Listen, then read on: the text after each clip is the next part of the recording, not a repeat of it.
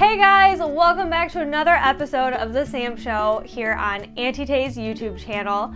I'm Sam, and today I'm going to tell you of 10 different Auntie Tay projects I did for my own wedding. That was all the way back in 2020 now. Oh my gosh, I know, let's keep 2020 in the past, but my wedding was definitely a highlight, even though it was crazy because with it being 2020, we had to completely change literally pretty much everything about our wedding, but we kept the date, and thankfully we were able to change it up and have it at my grandparents' farm, a super small wedding, but it was amazing, and the details I put into it, I couldn't have done without the Auntie Tay membership.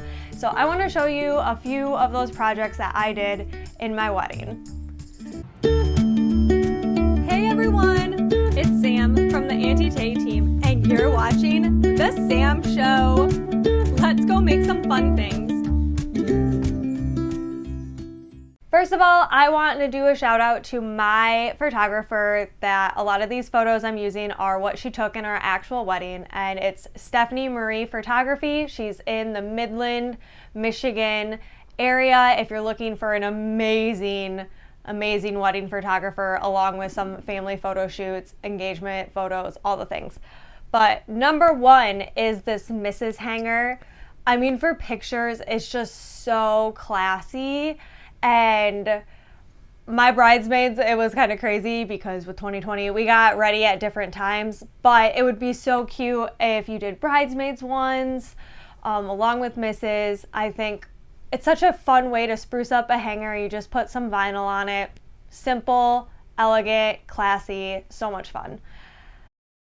Then for number two was I used Auntie Tay font with a half wreath SVG, and you'll be seeing this design a lot because I used it on everything, but I loved how versatile the files are, so you can use them for so many different things. So number two is this milk cans that I did for decor, and now we have them on our front porch.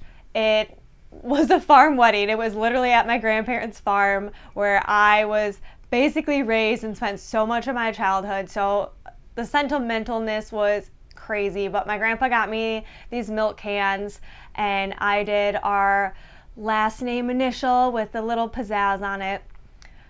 Number three is I used Auntie Tay BLING and Auntie Tay HTV to bling a pair of shoes for the reception. I did wear cowboy boots for almost everything else, but even though we got married in September in Michigan, it was really hot that day. So I'm so glad I had a bling pair of Vans to wear, and then this jean jacket.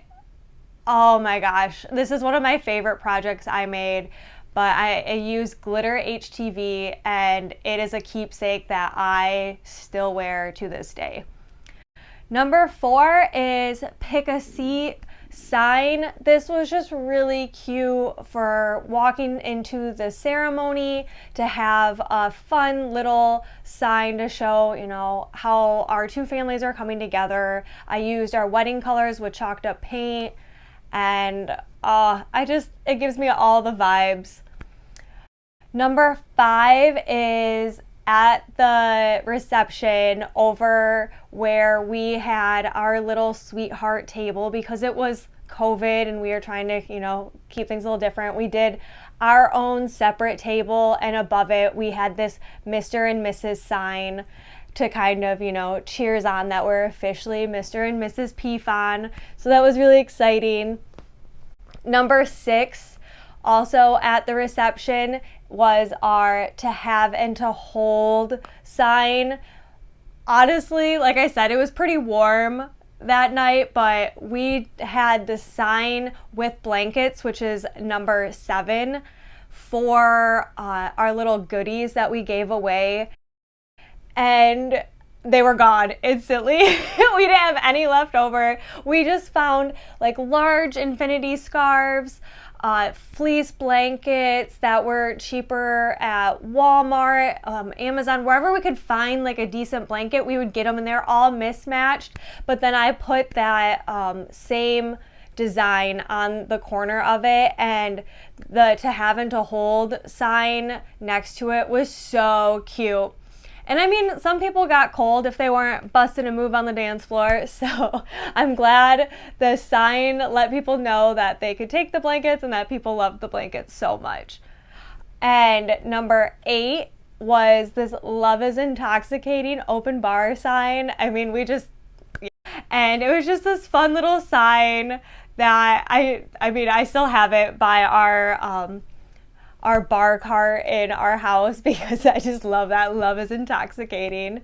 But along that lines was number 9 is I made these koozies with HTV, and I actually dipped them in these special dyes because I really wanted this like marble wood look.